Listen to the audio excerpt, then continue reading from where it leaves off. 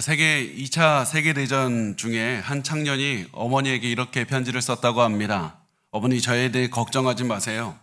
저는 전투하기 위해 낙하산 부대에 입대했어요. 저는 싸우려고 합니다. 만약 필요하다면 저는 싸우다가 죽을 것입니다. 그러나 걱정하지 마세요.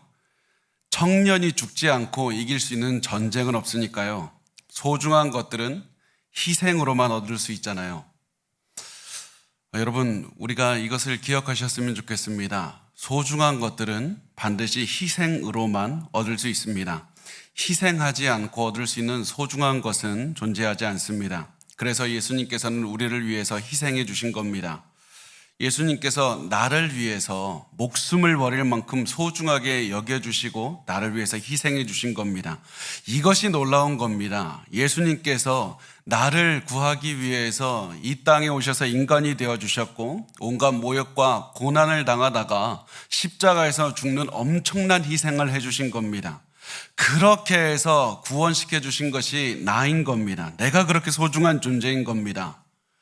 그런데 우리가 여기에서 멈추면 안 되고 그 다음이 중요합니다. 그러면 그 다음은 어떻게 살아가야 됩니까? 우리가 소중한 존재라는 사실을 깨달은 다음에 어떤 결론을 내려야 됩니까?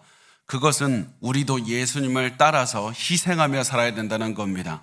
예수님을 따라서 우리 십자가를 지고 예수님을 따라 걸어야 된다는 겁니다. 예수님을 위해서 우리가 할 수 있는 최고의 희생을 하면서 예수님께서 맡겨주신 사명을 위해서 최고의 희생을 하면서 따르는 겁니다.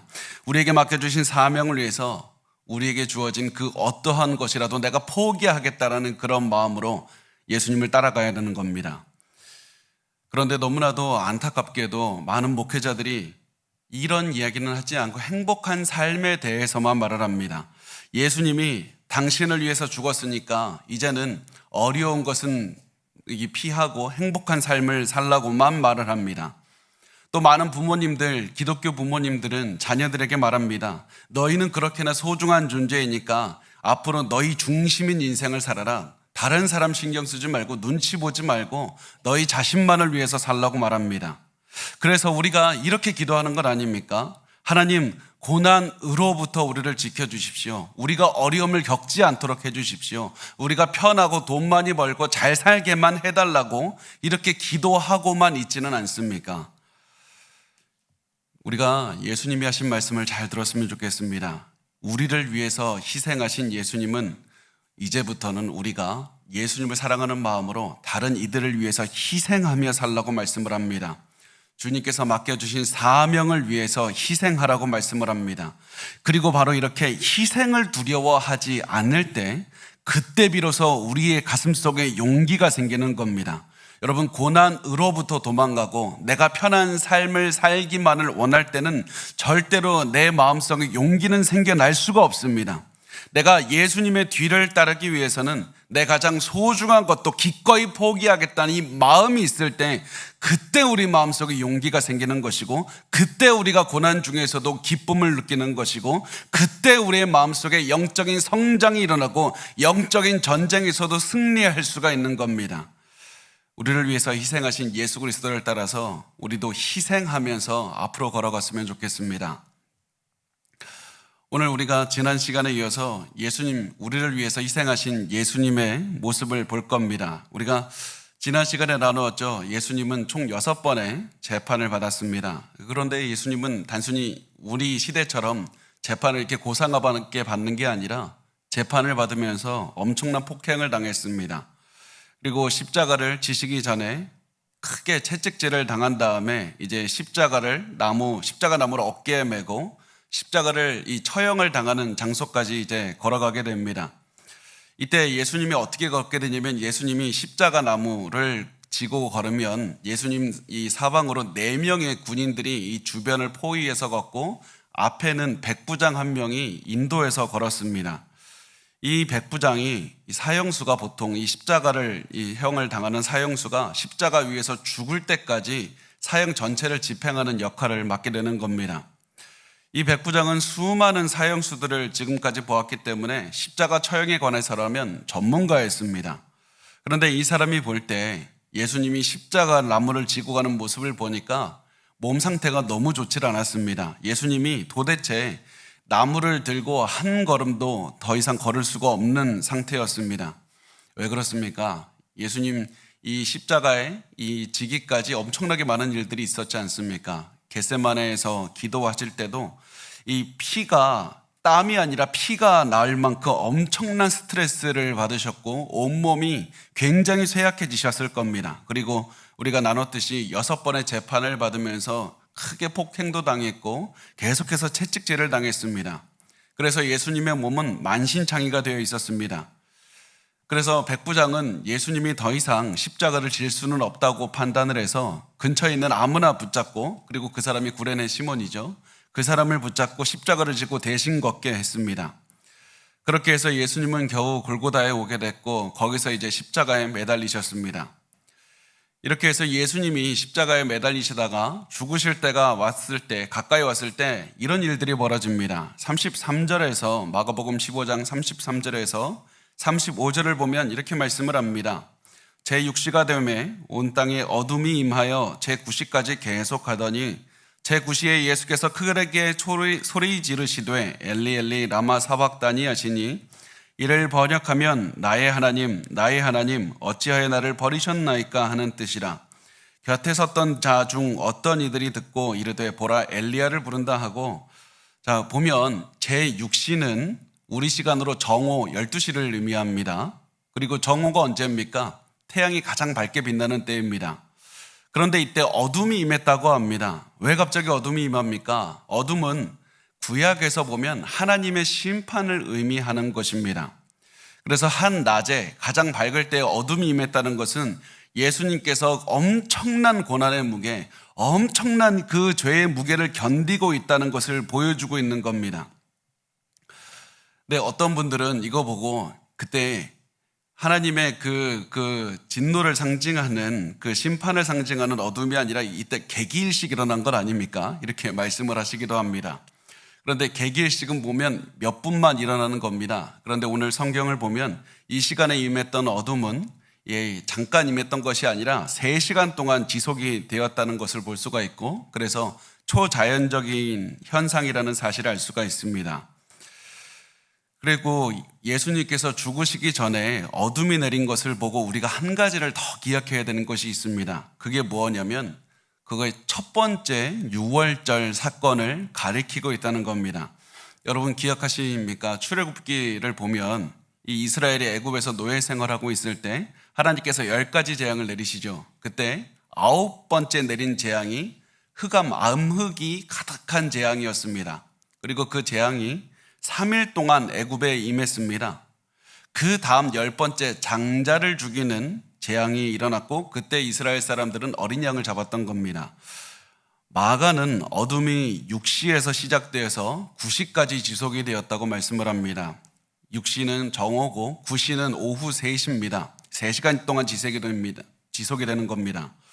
이것을 통해서 첫 번째 유월절 어린 양이 이루지 못한 그 것들을 완벽한 유월절 어린 양이신 예수님이 이루고 계신다는 사실을 지금 보여주고 있는 겁니다. 하나님의 어린 양이 온 세상에 죄를 짊어지고 죽고 계시다는 그 사실을 이 첫 번째 유월절 사건을 가리키면서 지금 보여주고 있는 겁니다. 이때 예수님께서는 엄청난 고통을 느끼고 있었는데 왜 그렇습니까? 하나님의 진노, 그래서 몸의 고통보다 영적인 고통을 엄청나게 겪고 계셨습니다. 그게 너무 고통이 심하니까 예수님께서는 이렇게 고통 중에 외치셨습니다. 엘리 엘리 라마 사박다니. 사실 이 말은 우리 성경을 보는 우리는 알 수 있지만은 구약을 전혀 모르는 이방 사람들, 로마 사람들이 듣기에는 이해할 수가 없습니다. 그래서 이들은 이 예수님의 말을 듣고 이 엘리야를 예수님이 부르고 있다, 엘리야에게 제발 와서 나를 도와달라고 그렇게 부르고 있다라고 오해를 했습니다. 그래서 엘리야가 와서 나를 좀 십자가에서 내려주고 나를 좀 편안하게 해달라고, 나 이 고난 너무 하고 싶지 않다고 이런 의미로 받아들인 겁니다. 그런데 예수님께서는 십자가에서 내려가고 싶어서 이 말씀을 하신 것이 아니라 예수님께서는 일부러 십자가를 향해서 걸어가기 위해서 지금까지 이 사역을 하셨던 것이고, 그리고 십자가 일부러 오르셔서 우리를 위해서 모든 고난을 당하면서 희생을 하고 계신 것이었습니다. 그런데 이런 것을 알지 못하는 한 사람이 갑자기 등장을 합니다. 36절에서 38절을 보면 말씀을 합니다.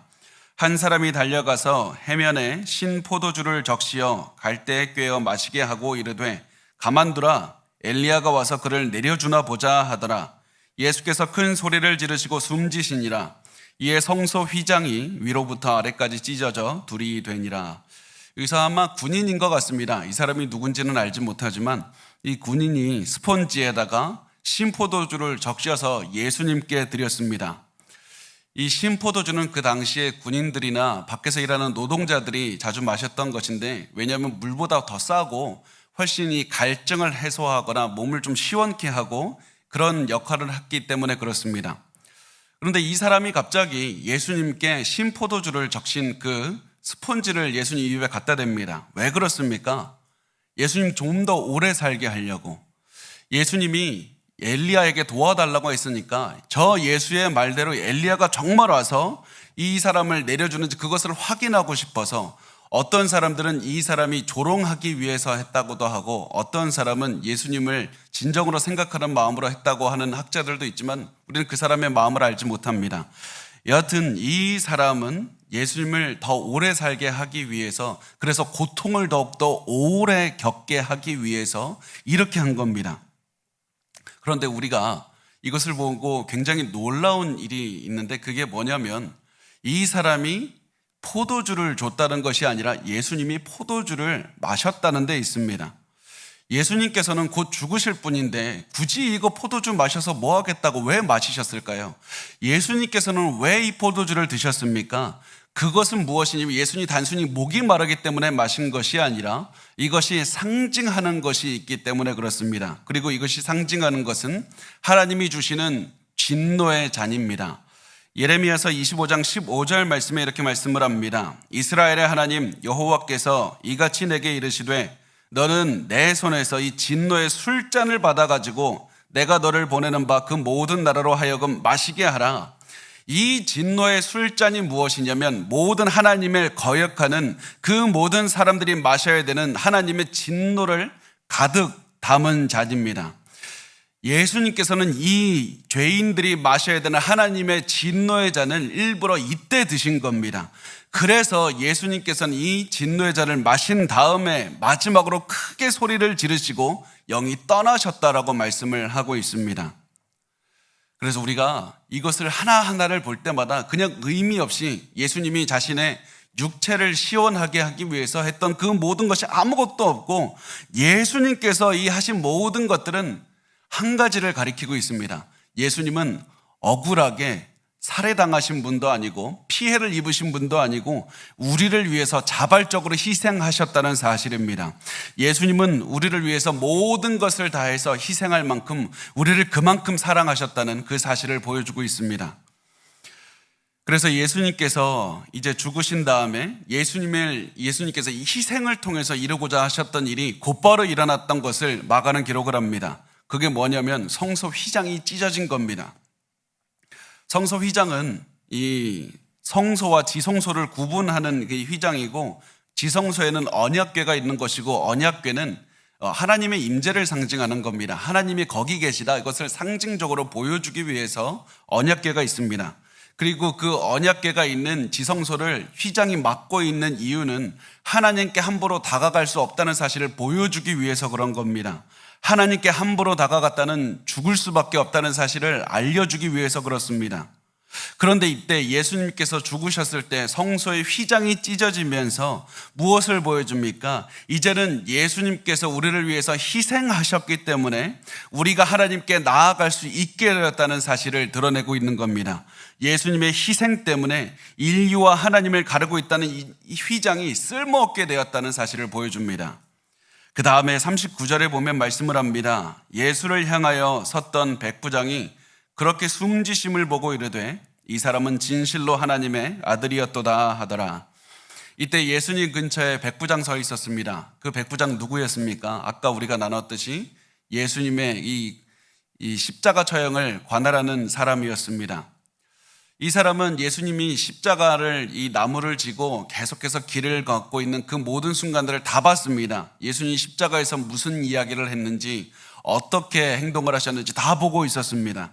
그런데 이 백부장이 보기에 예수님은 지금까지 십자가 처형을 당한 사람들과는 달랐습니다. 그래서 이 사람이 내린 결론은 이분은 일반적인 분이 절대 아니다. 이분은 절대로 일반적인 분이 아니라고 생각을 했고 예수님이 죽으셨을 때 이렇게 결론을 내렸습니다. 이 사람은 진실로 하나님의 아들이었도다. 예수님처럼 죽어간 사람을 내가 보지를 못했다. 그리고 그 죽음 때문에 도저히 하나님께 다가가지 못했던 이방인인 백부장이 예수님이 누구신지를 깨달을 수가 있었던 겁니다. 엄청난 일이 벌어진 겁니다. 이방인, 그래서 이 말을 통해서 드러내는 것이 무엇입니까? 예수님의 희생을 통해서 이방인들에게도 구원의 문이 열렸다. 이방인들도 예수님을 알아볼 수가 있게 되었고 예수님을 믿게 되었다는 이 문이 열렸다는 사실을 보여주고 있는 겁니다. 예수님의 희생은 엄청난 일들을 이뤄내셨습니다. 그 다음에 마가복음 15장 40절에서 41절은 말씀합니다. 멀리서 바라보는 여자들도 있었는데 그 중에 막달라 마리아와 또 작은 야고보와 요새 어머니 마리아와 또 살로메가 있었으니 이들은 예수께서 갈릴리에 계실 때에 따르며 섬기던 자들이요 또 이외에 예수와 함께 예루살렘에 올라온 여자들도 많이 있었더라. 예수님께서 십자가 처형을 당하시는 곳에 멀리서 이 예수님을 바라보고 있었던 사람들이 있었는데 예수님을 계속해서 갈릴리에서부터 따라온, 그래서 예수님을 섬겼던 그 여자들이었습니다. 이들은 지금까지 예수님을 따라오면서 살아왔지만은 이제는 예수님이 십자가에 달려있는 것을 막연히 볼 수밖에 없었습니다. 왜 그렇습니까? 이들은 예수님이 왕이 될 줄 알았습니다. 로마 쫓아낼 줄 알았습니다. 온 이스라엘 왕국을 온 세계에 가득하게 할 줄 알았습니다. 그래서 온 이 이스라엘 나라를 부강하게 만들 줄 알았는데 예수님께서는 그 일을 하지 않고 십자가에서 죽고 계셨던 겁니다. 그래서 이들은 가슴속에서 너무 아팠습니다. 너무 힘들었습니다. 내가 지금까지 무엇을 위해 살아왔나? 그런 생각 때문에 모든 희망을 잃었을 것이고 슬픔이 가득 찼을 것이고 그 슬픔이 가득한 망연자실한 눈으로 예수님을 바라보고 있었을 겁니다. 그 다음에 이렇게 말씀을 합니다. 42절과 43절은 이 날은 준비일 곧 안식일 전날이므로 저물었을 때 아리마대 사람 요셉이 와서 당돌히 빌라도에게 들어가 예수의 시체를 달라 하니 이 사람은 존경받는 공회원이요 하나님의 나라를 기다리는 자라. 우리가 한 가지 이해할 게 있는데 우리는 밤 12시가 되면 하루가 시작하지 않습니까? 유대인들은 저녁 이 해가 지면 하루가 다음 날이 시작을 하는 겁니다. 그래서 이 안식일은 우리 생각대로 하면 이제 토요일 그 0시부터 시작을 한다고 생각을 하지만 이 사람들에게는 금요일 해가 지는 시간, 그러니까 한 6시 정도가 되면, 그래서 날이 저물면 이제 다음 날이 시작이 되고 그래서 일을 아무도 하지 않은 겁니다. 그런데 이 안식일 하루 전날, 그래서 이제 목요일 해가 질 때부터 이 금요일 해가 지기 전까지 이 시간이 준비일이라고 하고 있습니다. 이 안식일 바로 전날, 하루 전날이 준비일인데 이날에는 가족들이 평소 먹는 것의 2배를 준비합니다. 음식도 2배를 준비하고 짐승들이 먹는 음식도 2배를 준비합니다. 그래서 안식일에는 아무 일도 하지 않도록 그렇게 하기 위해서 그랬습니다. 이렇게 해서 모든 사람이 이 준비일이라고 말씀을 하죠. 오늘 보면 이 준비일, 그러니까 안식일을 준비하기 위해서 바쁘게 보내고 있을 때 아리마대 요셉이 빌라도에게 찾아가서 예수님의 시체를 요구했습니다. 이 저물었을 때 이 빌라도에게 갔다고 말했기 때문에 안식일이 되기까지, 시작하기까지 얼마 시간이 남지 않았던 것 같습니다. 근데 갑자기 요셉이 어디서 등장을 합니까? 갑자기 아무 곳에서 등장하지 않다가 아리마대 요셉이 갑자기 등장합니다. 이 아리마대 요셉은 이 유대 자치기구, 이 이스라엘의 가장 높은 기구인 산헤드린의 회원이었습니다. 그런데 요한복음 19장 38절을 보면 이 아리마대 요셉은 예수님의 비밀 제자였습니다. 그러니까 예수님의 제자긴 한데 다른 사람들에게는 드러내지 않고 있었던 겁니다. 도대체 왜 그랬습니까? 우리가 그것을 한번 추정을 해보면 아마 이 사람은 주변 사람들의 시선이 무서워서 공개적으로 예수님을 따르지 못한 것 같습니다. 예수님 앞에 예수님의 제자라고 말하면 이 자신이 굉장히 사내들인의 멤버이고 굉장히 높은 사람인데 자신이 하는 일들이 이제는 막히고 사람들에게 욕을 먹을까 봐 그렇게 해서 예수님의 제자라는 사실을 드러내지 못했던 것 같습니다. 그런데 이런 요셉이 변화가 일어납니다. 예수님이 고난당하고 죽는 모습을 볼 때 그의 안에서 변화가 일어나서 그가 바뀌게 됩니다. 그래서 마가복음에 보면 아리마대 요셉이 갑자기 등장해서 이 아리마대 요셉을 뭐라고 하냐면 당돌이 빌라도에게 들어갔다고 말합니다. 당돌이라는 말은 용기 있다는 말입니다. 갑자기 이 예수님의 이 고난당하고 죽으심을 모습을 보니까 용기가 생겨서 그의 가슴 속에 변화가 일어나서 이제는 이 예수님의 시체를 요구한 것이었습니다. 그래서 이 시체를 요구했을 때 어떤 일이 벌어집니까? 마가복음 15장 44절에서 45절은 보면 빌라도는 예수께서 벌써 죽었을까 하고 이상히 여겼다는 것, 놀랐다는 겁니다. 백부장을 불러 죽은 지가 오래냐 묻고 백부장에게 알아본 후에 요셉에게 시체를 내주는지라. 아리마대 요셉의 요청을 들은 빌라도가 예수님에 대해서 물었더니 예수님이 벌써 죽었다고 이렇게 말을 합니다. 그리고 이 사실을 들은 빌라도는 굉장히 놀랐습니다. 왜냐하면 일반적으로 십자가에서 죽는 사람은 이 십자가 위에서 한 2, 3일 정도는 있는다고 합니다. 왜 그러냐면 우리가 보면 십자가에서 매달린 사람이 금방 죽을 것 같지만은 십자가가 굉장히 잔인한 처형인 이유가 있습니다. 보통 십자가에서 죽는 사람은 질식해서 죽기 때문에 그런데 우리가 잘 알죠. 이렇게 십자가 몸에 숨을 쉬려면 이렇게 있어야 되는데 이게 십자가에 매달려 있으니까 몸통이 아래로 내려가 있는 겁니다. 그래서 숨을 쉬기 위해서는 이 못에 박힌 이 발에 힘을 줘서 다리를 탁 들고 이 팔도 끌어올리는 겁니다. 그리고 여기 못이 박혀 있죠. 그렇게 해서 굉장히 고통스럽게 끌어올려야지 숨을 쉴 수가 있는 겁니다. 그러다가 시간이 지나면서 한 2, 3일 지나면 나중에는 도저히 몸통을 올릴 힘이 없으니까 굉장히 숨을 쉬지 못해서 고통스럽게 죽어가는 것이 십자가 처형이었습니다. 그래서 만약에 이 로마에서 빨리 그 처형을 하고 싶고 만약에 빨리 죽게 하고 싶으면 일부러 그 사람의 다리를 꺾어버립니다. 그래서 뼈를 꺾어서 다리에 힘을 주지 못해서 숨 쉬지 못하게 해서 죽게 하는 겁니다. 그런데 예수님은 다리도 꺾질 않았습니다. 그럼에도 불구하고 예수님의 몸은 너무 지치고 너무 상해서 더 이상 이 십자가의 고통을 오래 견디지를 못했습니다. 그래서 죽으셨습니다. 이렇게 해서 예수님의 죽음을 확인한 빌라도는 예수님의 이 몸을, 이 시체를 아리마대 요셉에게 넘겨주게 됩니다. 마가복음 15장 46절에서 47절은 말씀합니다. 요셉이 세마포를 사서 예수를 내려다가 그것으로 싸서 바위 속에 판 무덤에 넣어두고 돌을 굴려 무덤 문에 놓음에 막달라 마리아와 요새의 어머니 마리아가 예수 둔 곳을 보더라. 요셉에게는 예수님을 장례 치를 시간이 많이 없었습니다. 굉장히 조금밖에 없었기 때문에 빠르게 일을 처리했어야만 됐습니다. 그래서 예수님의 몸을 빨리 씻겼고 그리고 기름에 몸을 바른 다음에 이 세마포 천으로 몸을 감싸고 장례를 치렀습니다.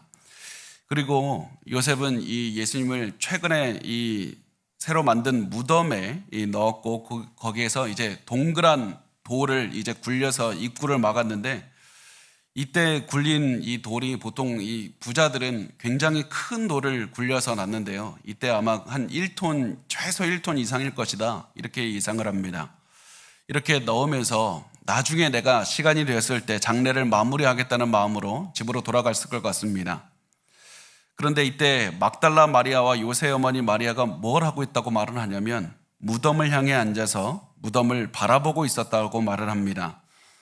여기서 바라보고 있었다라는 말이 이 헬라어 원어가 뭐냐면 테오레오라는 말입니다. 테오레오라는 말인데 이 테오레오는 다른 여러 가지 말 중에 바라보고 있었다라는 이 의미가 어떤 의미가 포함이 되어 있냐면 무엇인가를 내가 이해하기 위해서 집중적으로 바라보고 있는 것입니다. 그러니까 이 사람들이 가만히 앉아서 예수님의 무덤을 바라보면서 도대체 이게 무슨 일인가 허탈한 마음으로 예수님의 무덤을 가만히 바라보고 있었던 겁니다. 도대체 이 긴 하루 동안에 너무나도 많은 일들이 있었는데 이게 도대체 무슨 일인지를 몰라서 너무 힘들어하고 있는 그런 모습을 보여주고 있습니다. 그 다음에 마가복음 16장 1절에서 3절은 말씀합니다. 안식일이 지남에 막달라 마리아와 야고보의 어머니 마리아와 또 살로메가 가서 예수께 바르기 위하여 향품을 사다 두었다가 안식 후 첫날 매우 일찍이 해돋을 때에 그 무덤으로 가며 서로 말하되 누가 우리를 위하여 무덤 문에서 돌을 굴려 주리오 하더니, 그러니까 안식일은 토요일 해가 지면서 끝이 납니다. 그래서 아마 이 사람들의 해가 지자마자 여자들이 예수님의 시체에 사용할 그 향품을 샀던 것 같습니다. 그래서 그 다음날 일찍부터 나가서 이제 빛이 비추기 시작한 때부터 곧바로 출발하기 시작합니다. 예수님의 그 무덤이 있는 곳으로 가서 빨리 예수님의 장례식을 끝내고 싶었습니다. 장례식 치르는 게 왜 이렇게 중요합니까? 마지막까지 예수님에 대한 자신들의 마음을 표현하고 싶은 겁니다. 그렇게 해서 이 사람들은, 여자들은 이제 무덤을 향해 출발했는데 이 사람들의 마음속에는 무덤을 향해 가면서도 어떻게 하지 이런 생각이 있었습니다. 이 고민이 있었는데 그게 뭐냐면 무덤 안으로 들어갈 수가 없었다는 겁니다. 제가 아까 말씀을 드렸듯이 이 입구가 이 바위 큰 동그란 돌로 막았는데, 그리고 그 동그란 돌이 홈에파에서 딱 고정되어 있었습니다.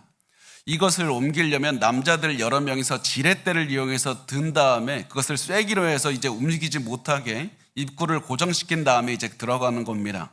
그런데 남자들 다 어디 있습니까? 지금 베드로, 이 모든 제자들은 지금 숨어 있습니다. 무서워서. 예수님을 죽인 그 자들이 나도 죽이면 어떻게 하는가, 예수님이 죽었으니 누가 우리를 지켜주는가, 그런 마음으로 숨어 있었고 울고 있었습니다. 이렇기 때문에 여자들은 가면서 야, 이제 우리를 위해서 누가 문을 열어줄까, 그런 생각이 있었습니다. 그런데 사실 문 열어줄 사람은 없었지만 그럼에도 불구하고 도저히 가만히 있을 수가 없으니까 내가 거기 가서 차라리 가만히 앉아있는 한이 있다 할지라도 내가 우선 가긴 해야 되겠다, 그런 마음으로 여자들은 이제 무덤으로 걸어갔습니다. 그런데 놀라운 일이 벌어진 겁니다. 이미 예수님의 무덤이 열려 있었던 겁니다. 마가복음 16장 4절에서 7절은 말씀을 합니다. 눈을 들어본 즉 벌써 돌이 굴려져 있는데 그 돌이 심히 크더라. 무덤에 들어가서 흰 옷을 입은 한 청년이 우편에 앉은 것을 보고 놀라매 청년이 이르되 놀라지 말라, 너희가 십자가에 못 박히신 나사렛 예수를 찾는구나. 그가 살아나셨고 여기 계시지 아니하니라. 보라, 그를 두었던 곳이니라. 가서 그의 제자들과 베드로에게 이르기를 예수께서 너희보다 먼저 갈릴리로 가시나니 전에 너희에게 말씀하신 대로 너희가 거기서 배우리라 하라 하는지라.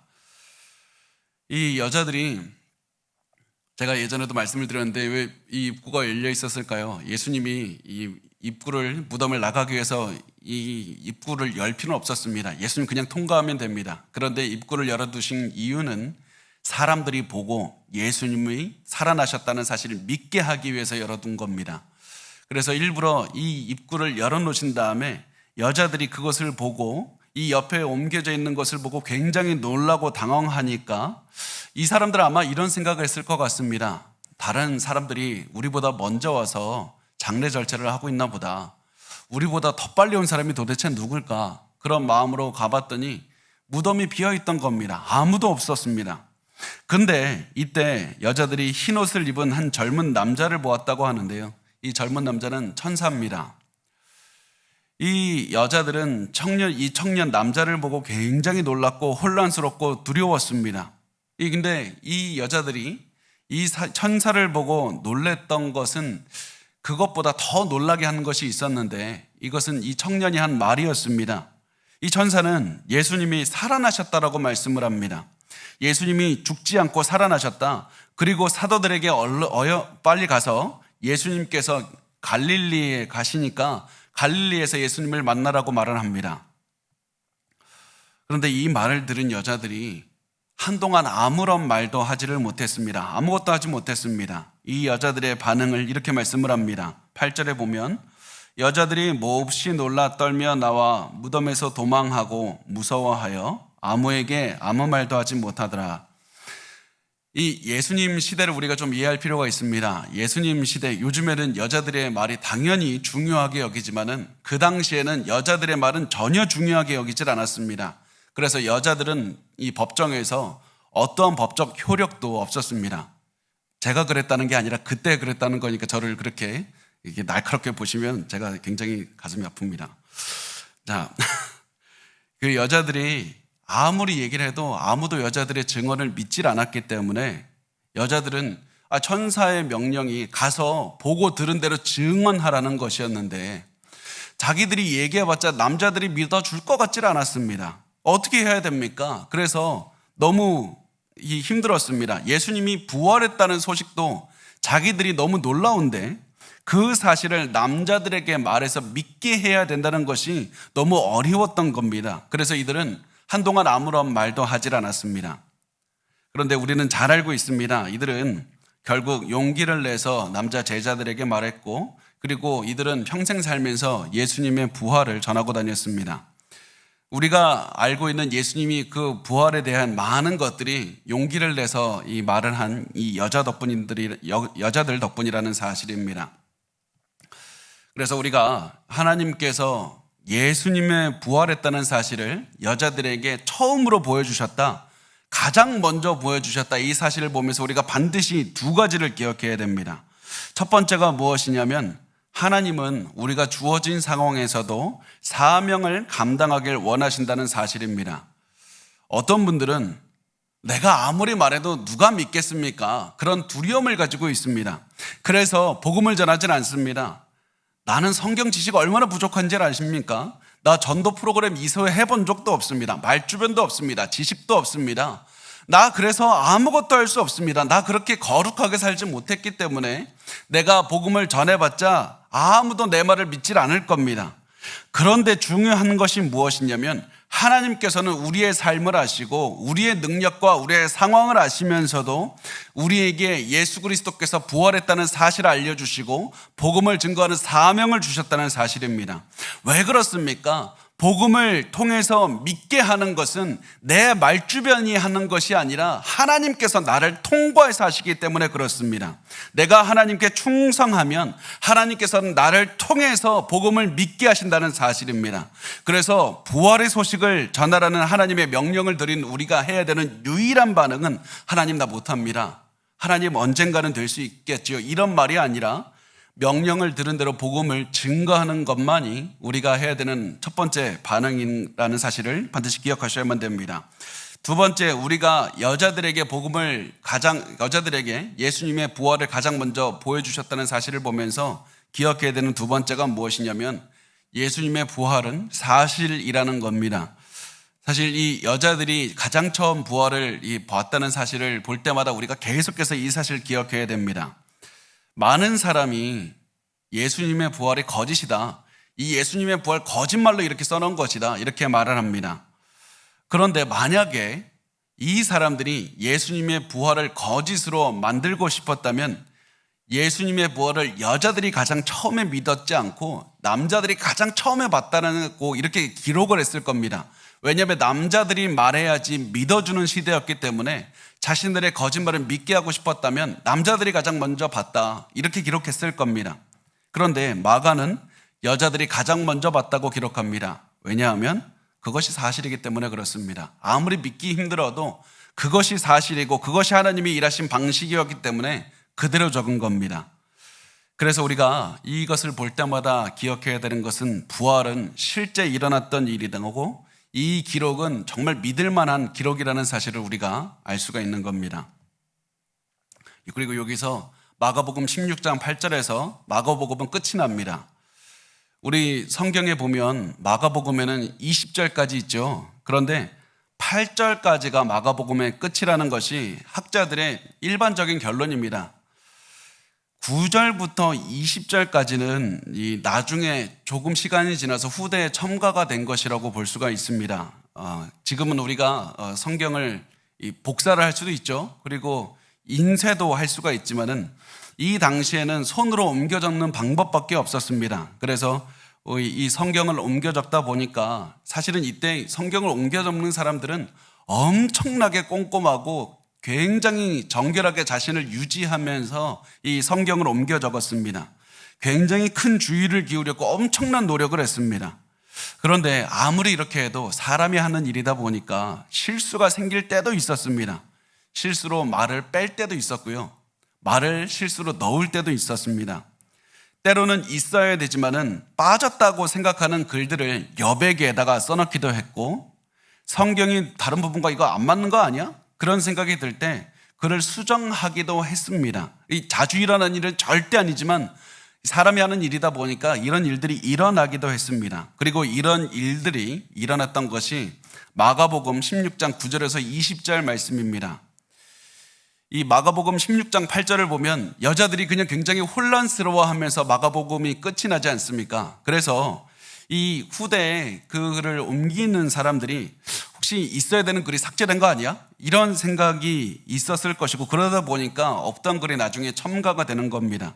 그래서 우리가 제가 하는 말이 아니라 이 성경을 잘 보시면 9절부터 20절까지 보면 대괄호로 이렇게 되어 있을 겁니다. 그 이유가 이 성경 번역자들이 이 부분은 나중에 첨가되었을 가능성이 굉장히 높습니다. 이것을 일부러 우리에게 보여주고 있는 겁니다.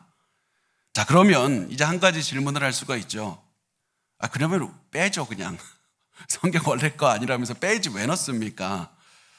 사실 그 이유 때문에 많은 주석가들은 마가복음 16장 9절에서 20절에 대한 주석을 달지도 않습니다. 그냥 그 부분은 우리가 그냥 읽으라고 남겨두고 주석도 달지 않을 만큼 성경의 부분이 아니라고 확신을 하고 있습니다. 그런데 성경 번역자들은 왜 굳이 이런 부분을 성경 내에 남겨뒀습니까? 그냥 지워버리면 되지 대괄호를 쳐서 이거 원래 있는 부분 아닙니다 라는 표시를 해두면서까지 성경에 남겨두는 이유가 무엇입니까? 그것은 우리가 읽을 만한 가치가 있다고 여기기 때문에 그렇습니다. 이 부분이 너무 갑작스럽게 끝나는 이 마가복음을 잘 마무리해 주기도 하고요. 또 신약 성경의 가르침에서도 이 부분이 벗어나질 않습니다. 그리고 굉장히 이 많은 초대교회 교부들, 그러니까 초대교회 신학자들도 이 부분에 대해서 많이 언급을 했고, 또 과거에는 이 부분이 이 성경의 일부분이라고 여겼습니다. 그래서 그런 시대도 있었기 때문에 이 부분을 일부러 남겨둔 겁니다. 그래서 우리가 이 사실을 알고 우리 이 마지막 부분을 함께 나누어 보도록 하겠습니다. 제가 이것까지 하려니까 되게 시간이 급해서 빨리빨리 달려가고 있는데 여러분 잘 따라오고 계십니까? 여러분, 네, 잘 따라오셔야 됩니다. 네. 자, 16장 9절에서 13절 말씀은 이렇게 말씀을 합니다. 예수께서 안식 후 첫날 이른 아침에 살아나신 후 전에 7 귀신 쫓아내어 주신 막달라 마리아에게 먼저 보이시니 마리아가 가서 예수와 함께하던 사람들이 슬퍼하며 울고 있는 중에 이 일을 알림해 그들은 예수께서 살아나셨다는 것과 마리아에게 보이셨다는 것을 듣고도 믿지 아니하니라. 그 후에 그들 중 2 사람이 걸어서 시골로 갈 때에 예수께서 다른 모양으로 그들에게 나타나시니 그 2 사람이 가서 남은 제자들에게 알리었으되 역시 믿지 아니하니라. 예수님께서 막달라 마리아에게 있었던 7 귀신을 쫓아주셨고, 그리고 그 막달라 마리아는 그 다음부터 전혀 다른 인생을 살게 되고, 그리고 예수님을 따르면서 살게 됩니다. 이런 마리아는 예수님이 죽으신 다음에도 예수님을 찾아서 무덤으로 갔고, 이런 마리아를 예수님이 만나주게 됩니다. 그리고 이 마리아는 사람들에게 가서 내가 예수님을 만났다 이렇게 말을 하지만 제자들은 마리아의 말을 또 믿질 않습니다. 이 제자들이 계속 믿질 않습니다. 그 다음에 보면 2 사람이 가서 이 시골로 가는 2 사람이 나오죠. 이 사람들은 엠마오로 가는 2 제자를 말합니다. 예수님께서 엠마오로 가는 2 제자에게 나타나셔서 예수님께서 보여주셨고, 이 2 사람은 예수님을 만났다는 사실에 기뻐하면서 제자들에게 알렸지만은 제자들은 또 믿질 않습니다. 그 다음에 어떻게 하냐면 14절에 보면 이렇게 말씀을 합니다.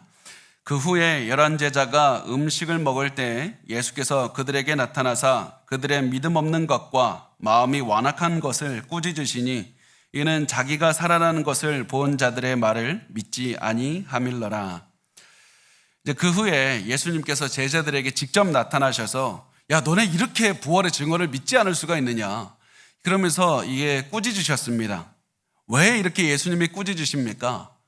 부활에 대한 증거가 넘쳐났기 때문에 그런 겁니다.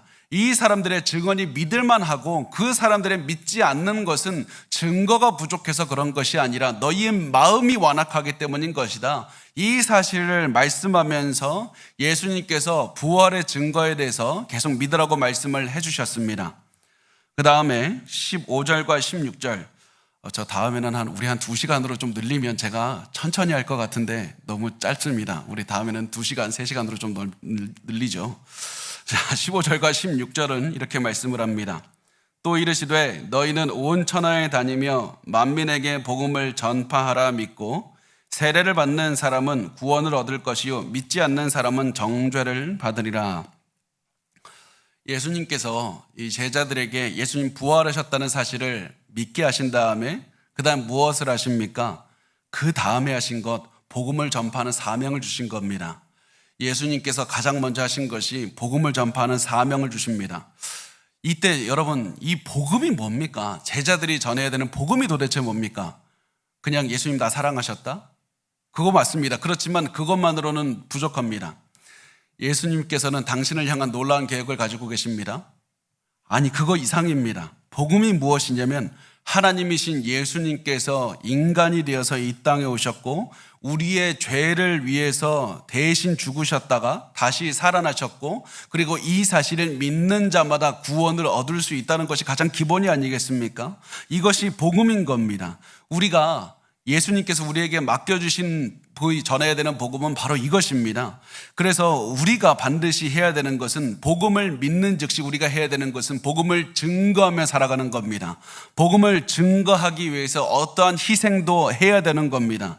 그리고 그렇게 복음을 증거해야 되는 사람들에게 예수님께서 무엇이라고 말씀을 하냐면 믿고 세례를 받는 사람은 구원을 얻을 것이요 믿지 않는 사람은 정죄를 받으리라. 여기서 어떤 분들은 오해를 해서 믿고 세례를 받는 사람은 구원을 얻을 것이다, 이 말씀을 보고 세례를 받아야지 구원을 얻는 것이구나, 믿는 것으로 부족하고 세례도 받아야 된다, 이렇게 생각을 합니다. 그러나 믿고 세례를 받으면 구원을 얻을 것이라는 말은 믿는 것에 방점이 있는 것이지 세례를 받는 것에 방점이 있는 것이 아닙니다. 그래서 잘 보면 믿고 세례를 받는 사람은 구원을 얻을 것이요 믿지 않고 세례도 안 받는 사람은 정죄를 받으리라, 이것이 아니라 믿지 않는 사람은 정죄를 받으리라. 믿음이 중요하다는 겁니다. 복음을 증거해서 다른 사람이 복음을 믿는 것이다. 구원을 얻기 위해서 필요한 것은 믿음밖에 없다는 겁니다. 그래서 복음을 믿는 것이 중요하다고 말씀을 하시고 17절과 18절은 이렇게 말씀을 합니다. 믿는 자들에게는 이런 표적이 따르리니 곧 그들이 내 이름으로 귀신을 쫓아내며 새 방언을 말하며 뱀을 집어 올리며 무슨 독을 마실지라도 해를 받지 아니하며 병든 사람에게 손을 얹은 즉 나으리라 하시더라. 예수님께서 예수님을 따르는 자들에게는, 믿는 자들에게는 이런 표적이 나타날 것이다 말씀하셨는데 그것이 무엇이냐면 귀신 쫓고 새 방언을 말하고 뱀을 집어 올리고 독을 마셔도 죽지 않고 살 수 있고 병든 사람에게 손을 얹으면 병에서 회복하게 된다, 이렇게 하는 겁니다. 그리고 실제로 사도 시대에는 굉장히 많이 사도들이 존재했던, 지금은 사도가 없습니다. 지금 사도 있다고 말하는 사람이 있으면 이단입니다. 그런데 이 사도들이 있었던 그 시대에는 이런 일들이 많이 있었습니다. 이런 기적들이 많이 일어났던 겁니다. 왜 그렇다면 하나님께서는 사도들을 통해서 기적을 보여주셨을까? 사도들을 통해서 기적을 보여주신 이유는 이 사도들이 하는 말이 맞다는 사실을 증명하기 위해서 그런 겁니다.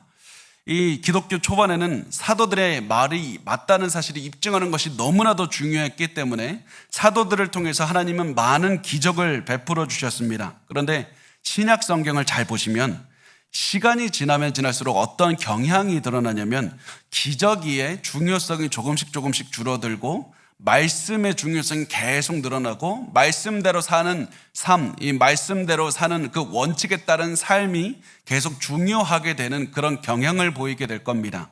그리고 그것이 계속해서 커져서 우리 시대에는 그 어떤 때보다 기적보다 말씀이 중요한 때라는 사실을 반드시 기억하셔야만 됩니다.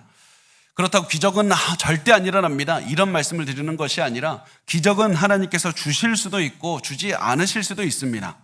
그렇지만 우리가 그러다 보니까 기적에 너무 우리가 의지하다 보면 우리가 신앙이 잘못 갈 수 있습니다. 그래서 우리가 기적은 하나님이 주실 수도 있다는 사실을 믿고 하나님께서 또한 기적을 베풀어 달라고 기도도 저도 하고 있지만은 기적에 너무 의지하는 삶이라기보다는 하나님의 말씀에 의지하는 삶이 훨씬 중요합니다. 하나님을 의지하며 살다 보면 필요한 때 하나님께서 기적도 베풀어 주실 겁니다.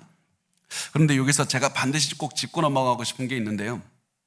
제가 예전에 이런 글도 읽은 적이 있습니다.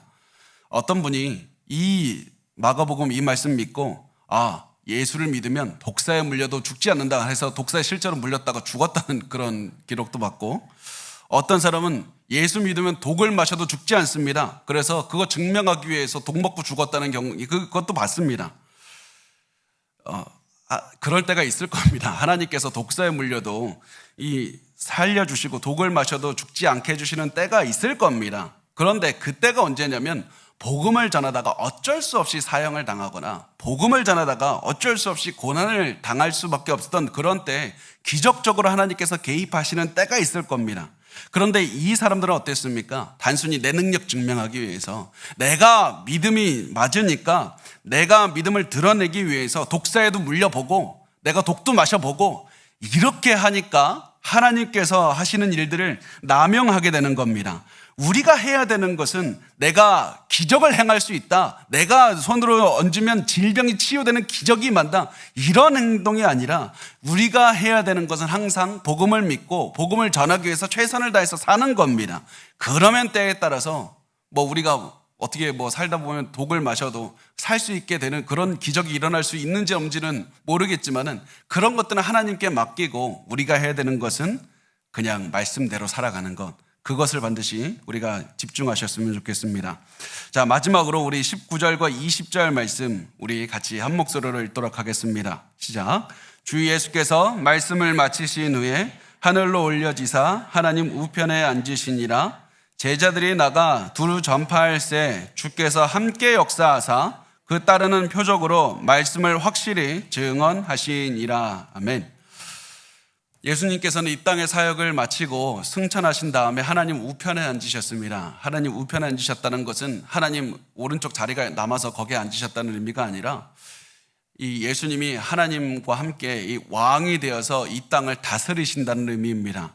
모든 영광과 권위를 가지고 온 세상을 다스린다는 겁니다. 이게 왜 중요합니까? 왜 이게 중요하냐면 바로 사도들이 사역을 할 때도 예수님께서 도와주시기 때문에 그렇습니다. 사도들이 예수님의 말씀에 순종해서 복음을 증거하는 곳마다 예수님이 함께 하신다는 사실을 알려주시기 위해서 이것을 적은 겁니다. 그리고 이것이 너무나도 놀라운 겁니다. 예수님께서 승천하신 다음에 어떻게 하십니까? 이제 내가 십자가까지 했잖아, 내가 할 일 다 했다 하고 손 놓고 계신 것이 아니라 이 승천하신 다음에도 우리를 위해서 일해 주고 계신 겁니다. 우리를 위해서 이 땅을 통치해 주고 계신 겁니다. 우리를 버리지 않고 우리가 가는 곳마다 함께하고 계신 겁니다. 그리고 그리스도를 위해서 헌신하고 희생하는 모든 사람들의 인생을 통해서 생명을 계속해서 새로운 생명을 주시는 겁니다. 그리고 이것이 바로 그리스도께서 우리를 위해서 희생하셨던 삶이었고, 그리고 예수님께서 앞으로 예수를 따르는 자마다 너의 십자가를 지고 나를 따르라 하면서 예수님을 따르는 사람들은 희생하는 삶을 살기를 원하시는 겁니다. 우리 마지막 설교를 마무리하면서 이제 앞으로 우리가 예수님을 따라서 자기 십자가를 지고 희생하는 삶을 살기 위해서는 어떻게 해야 되는가? 희생하는 삶을 살기 위해서 어떻게 해야 되는가? 3가지만 나누겠습니다. 간단하게 3가지만 보겠습니다. 첫 번째, 우리 전부를 드려야 됩니다. 여러분 전부를 드려야 됩니다. 여러분의 우선순위를 드리지 마십시오. 여러분의 첫 번째만 드리지 마십시오. 여러분의 전부를 드리십시오. 여러분의 모든 시간의 전부를 드리시고, 여러분의 재정을 쓰는 것도 다 하나님의 영광을 위해서 하시고, 여러분이 자고 일어나고 그 모든 일들을 하나님을 위해서 해야 됩니다. 어떤 분들은 이렇게 질문합니다. 내가 언제까지 희생하면 되는 겁니까? 내가 어디까지 희생해야지 되는 겁니까? 여러분의 전부를 희생하면 되는 겁니다. 여러분의 인생이 끝난 날까지 희생하면 되는 겁니다. 예수님의 말씀하신 십자가를 지고 예수님을 따르라는 그 말씀을 이루기 위해서 여러분의 인생 전체를 바치면 됩니다. 절대 한계를 두지 말고 하나님 여기까지면 되지 않습니까? 그런 마음을 버리시고 최선을 다해서 전부를 들여서 희생하시기를 바랍니다. 두 번째, 우리가 남들을 위해서 희생할 때 남을 바꾸려고 하지 마시기 바랍니다. 우리가 해야 되는 것은 남을 바꾸는 사명이 있는 것이 아니라 남을 위해서 희생하는 것이 우리의 사명입니다. 우리는 다른 사람에게 아무리 좋은 말을 해서 복음을 믿게 할 수 없습니다. 다른 사람의 인생을 변화시킬 수 없습니다. 우리가 가진 최선을 줄 뿐입니다. 많은 분들이 이렇게 말씀합니다. 사람이 50 넘으면 절대 안 바뀌어요. 그죠? 저는 제가 살다 보니까 10살짜리도 안 바뀝니다. 애들 절대 안 바뀝니다. 사람은 누구나 바뀌지 않는 존재인 겁니다. 그리고 어렸을 때부터 타고난 대로 결국 거기서 크게 벗어나지 않고 살아가는 것, 죽을 때까지 살아가는 것이 사람의 인생이지 않습니까? 그런데 이런 사람이 변화하려면 어떠한 일이 일어나야 되는가? 내면에 엄청난 큰 충격을 받는 일이 일어나야 됩니다. 그 인생에서 변화가 되는 큰 사건이 일어나야 됩니다. 그리고 그 충격은 내가 주는 것이 아니라 예수님만이 줄 수 있습니다. 내가 하는 것이 아니라 예수님께서 우리의 내면을 변화시키시는 겁니다. 그래서 내가 절대 남을 바꾸기 위해서 희생하는 것이 아니라 예수님의 말씀에 순종하는 그 마음으로 희생하시면 됩니다. 그러면 예수님께서 나의 희생을 사용하셔서 다른 사람을 바꾸실 때가 올 겁니다. 우리 그때까지 희생하셨으면 좋겠습니다. 세 번째, 예수님 앞에서 겸손하게 사시면 좋겠습니다. 예수님 앞에서 겸손하셔야만 됩니다. 언젠가 저를 굉장히 힘들게 한 성도가 한 분이 있었습니다. 저 그래도 내가 목사인데 그런 마음으로 나 최선을 다해서 성도를 잘 섬겨야겠다는 마음으로 열심히 섬겼습니다.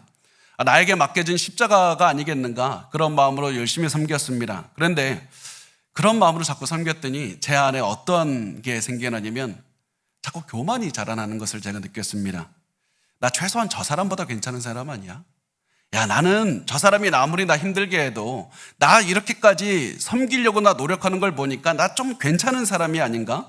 나 이렇게까지 희생하는 나는 하늘의 상급을 받을 자격이 있질 않을까? 이런 마음이 자꾸 생각이 들었고, 그리고 그것을 깨닫는 순간 제가 정신이 번쩍 들었습니다. 이것은 절대 예수님이 원하는 희생이 아니었기 때문에 그렇습니다. 내가 해야 되는 희생은 내가 하나님 나의 이 희생을 보시고 하나님 상급을 주십시오, 이런 자세가 아니라 겸손한 마음으로 희생하는 겁니다. 내가 아무리 최선을 다해서 희생하며 섬겼어도, 엄청나게 무시를 당하면서 섬겼어도 하나님 내가 한 것은 아무것도 없습니다. 그 마음으로 섬겨야 됩니다. 그래서 여러분, 저는 제가 너무 부족한 것을 잘 알고 있지만 혹시라도 제가 교만할까 봐 저 항상 이 말씀을 인쇄해서 제 책상 앞에 딱 붙여놓고 항상 있습니다. 누가복음 17장 10절에 우리는 무익한 종이라 우리가 하여야 할 일을 한 것뿐이라 할지니라. 여러분, 이 말씀을 항상 제 가슴에 새기고 있습니다. 나는 무익한 종입니다. 하나님, 나는 한 거 아무것도 없습니다. 나를 써주셔서 감사할 따름입니다. 하나님 감사합니다. 여러분, 이 마음으로 희생하며 섬기시기 바랍니다. 우리가 아무리 일생을 다해서 최선을 다해서 살았다 할지라도, 아무리 많은 무시를 당하고 아무리 많은 욕을 먹고 고난을 당했다 할지라도 우리가 하나님을 위해서 희생한 것은 아무것도 없습니다. 우리가 하나님 앞에 해야 되는 이 고백은 하나님, 내가 열심히 살았으니까 복 주십시오, 이것이 아니라 나는 무익한 종입니다. 써주셔서 감사합니다. 그러면 우리의 모습을 보시고 하나님께서 우리를 불쌍히 여겨주시고 많은 상급을 주실 겁니다. 우리 그 하나님을 바라보시고 겸손하게 희생하는 삶을 사셨으면 좋겠습니다.